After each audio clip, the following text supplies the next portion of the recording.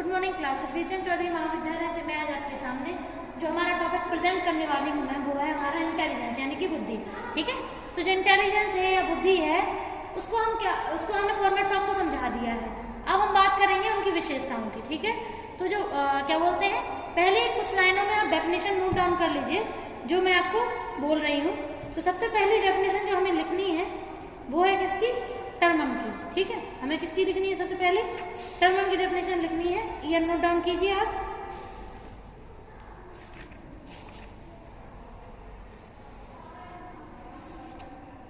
ठीक है, लिख लिया आपने।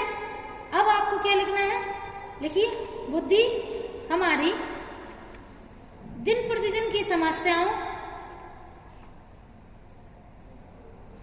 एवं अमूर्त चिंतन की योग्यता है। ठीक है, पहली डेफिनेशन होगी। सेकेंड है स्टर्न की, नई परिस्थितियों में समायोजन की योग्यता ही बुद्धि है, ये इनका कहना है। ठीक है, नई परिस्थितियां मतलब जब कोई नई सिचुएशन आई तो उसमें हम अपने हिसाब से उस प्रॉब्लम का सॉल्यूशन करते हैं। तो इसका मतलब ये हुआ कि हम उसमें क्या यूज करते हैं, बुद्धि का प्रयोग करते हैं। और इन्होंने जो टर्मन ने दी है अमूर्त चिंतन, अमूर्त मतलब होता है जब हम किसी भी चीज को अपने मस्तिष्क में ही सॉल्व कर ले, किसी भी प्रॉब्लम को सॉल्व कहाँ करते हैं, अपने मस्तिष्क में ही। तो इसका मतलब कहते हैं, उसे कहते हैं अमूर्त चिंतन, मतलब जिसको हम छू नहीं सकते, जिसको देख नहीं सकते।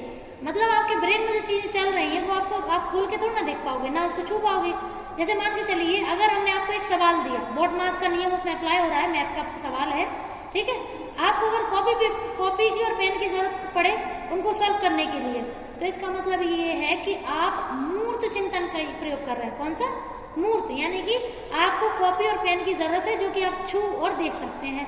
लेकिन अगर मान लीजिए अगर आप मस्तिष्क में ही उस सवाल को सॉल्व कर दें, पूरी जो इन्फॉर्मेशन है उसको लेकर के ब्रेन में उसका आंसर निकाल दें, तो उसे कहते हैं अमूर्त चिंतन। ठीक है, मतलब कि पूरा अपने ब्रेन में ही कैलकुलेशन करके उसका आंसर दे देना। ठीक है, फिर अगली डेफिनेशन किसकी है, अगली है वेस्लर की। ठीक है, तो वेस्लर का कहना है कि तर्कपूर्ण चिंतन करना, उद्देश्यपूर्ण क्रिया करना और पर्यावरण के साथ प्रभावशाली ढंग से समायोजन करना ही बुद्धि कहलाता है। ठीक है, यानी कह रहे हैं कि जब हम लोग डेली लाइफ में प्रॉब्लम सॉल्व करते हैं तो लॉजिक का यूज करते हैं और किसी न किसी उद्देश्य की पूर्ति करने के लिए ही हम लोग बुद्धि का प्रयोग करते हैं। कभी भी हम लोग बुद्धि का प्रयोग बिना दिमाग वाली चीजों में नहीं करते हैं और समायोजन करने में भी हम बुद्धि का प्रयोग करते हैं। नेक्स्ट है फ्रॉइड के अकॉर्डिंग, उनका कहना है कि शीघ्र अधिगम या अधिगम की योग्यता, शीघ्र अधिगम यानी कि आप लोगों ने वो जो अधिगम है वो शीघ्र फॉर्म में किया है, यानी कि तुरंत प्रॉब्लम का सॉल्यूशन करना, मतलब करंट की प्रॉब्लम का तुरंत तरीके से सॉल्व कर रहे हैं। इसका मतलब क्या है, इसका मतलब है कि हम लोग जल्दी से प्रॉब्लम को सॉल्व करके अपनी समायोजन वाली स्थिति में होते हैं। नेक्स्ट है इसके बाद हमारी गैरेट की।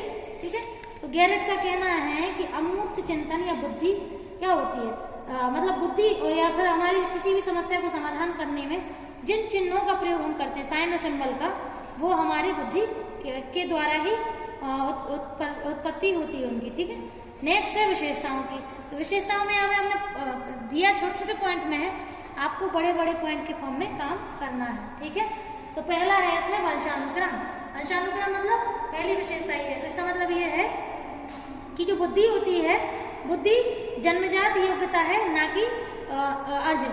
ठीक है, अगर हम ये बोले कि बताइए बुद्धि कोई सिखाता है या आपके अंदर से आपको जन्म से मिलती है, तो आप कह सकते हैं कि बुद्धि हमें जन्म से मिलती है, यानी कि वंश के द्वारा एक पीढ़ी से दूसरी पीढ़ी, दूसरी से तीसरी, तीसरी से चौथी पीढ़ी तक बुद्धि ट्रांसफर होती रहती है। और बुद्धि चूंकि लॉजिक का यूज करती है तो हमारे अनुभव भी इसमें जुड़ जाते हैं, तो इसीलिए हर आने वाली पीढ़ी में उसकी बुद्धि थोड़ी सी पॉइंट में आगे ही रहती है। क्यों, क्योंकि उनने पुराने पूर्वजों के अनुभव भी उस बुद्धि में शामिल होते हैं।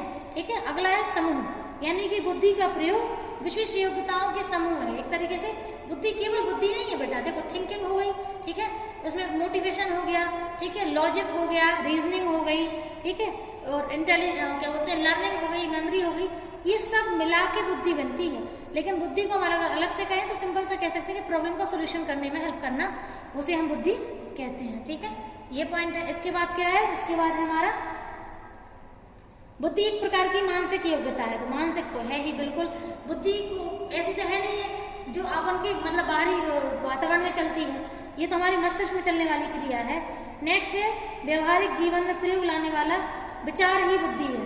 क्या है? मतलब अपन लोग मान के चलिए कि जो व्यवहारिक मतलब क्या होता है, डेली लाइफ, दिन प्रतिदिन की समस्याएं, उनमें जब हम लोग प्रॉब्लम सॉल्यूशन करते हैं तो वो हमारा क्या कहलाता है? बुद्धि। ठीक है। अगला है समस्या समाधान करने में बुद्धि का प्रयोग होता है। तो ये तो आप जानती हैं, क्या खाना है, क्या नहीं खाना है, क्या बनाना है, ये भी तो प्रॉब्लम है। ये छोटी प्रॉब्लम है, बड़ी प्रॉब्लम जॉब लाइफ आ जाती है। तो ऐसी प्रॉब्लम छोटी हो या बड़ी हो, बुद्धि का प्रयोग तो हम करते ही हैं। नेक्स्ट है मानसिक अनुकूलन पाया जाता है। बुद्धि में क्या पाया जाता है? मानसिक अनुकूलन। ठीक है। मानसिक अनुकूलन मतलब हर चीज हमारे फेवर में होती है। ठीक है। नेक्स्ट है हमारा सीखना। बुद्धि से हम लोग क्या करते हैं? बुद्धि से हम लोग बहुत सारी चीजें सीखते भी हैं। ठीक है। नई नई चीजें सीखते हैं, उनको सेव करते हैं, फिर नया सीखते हैं, फिर उसको सेव करते हैं। तो ऐसे ही हमारी मेमोरी बन जाती है। मेमोरी से अनुभव तैयार होते हैं और वो हमारे जीवन में आगे काम आते हैं। अगला है पुनर्गठन। ठीक है। पुनर्गठन मतलब क्या होता है कि जब हम चीजों को दोबारा से शुरू कर रहे हैं, क्या कर रहे हैं? शुरू कर रहे हैं। पुनर्गठन मतलब हम लोग जैसे मान के चलिए आपने कोई एक चीज पहले सीखी, आप उसी चीज में थोड़ा और नया सीख रहे हैं, तो आप उसी मेमोरी को पुनर्गठन कर रहे हैं, मतलब उसी मेमोरी में कुछ नया जोड़ करके उसको याद करना। लास्ट है अनुकूलन समायोजन। तो ये तो पॉइंट हो ही चुका है। अब हम ठीक है, तो ये हमारे कुछ पॉइंट्स हैं जो आपको समझ में आ जाएंगे। Thank you.